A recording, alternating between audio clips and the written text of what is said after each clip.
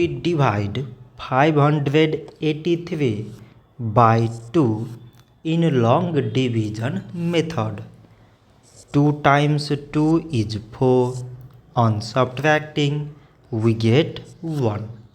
So now we put down this 8 and it is 18. 2 times 9 is 18. On subtracting, we get 0. So again we put down this 3 and 2 times 1 is 2. On subtracting we get 1.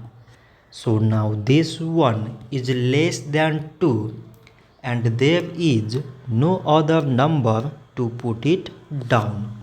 So we take here decimal so that we put 0. So it is 10 and 2 times 5 is 10. On subtracting we get 0.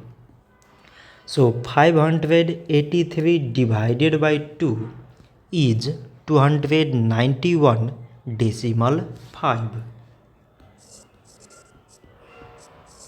So this much for today and thanks for watching.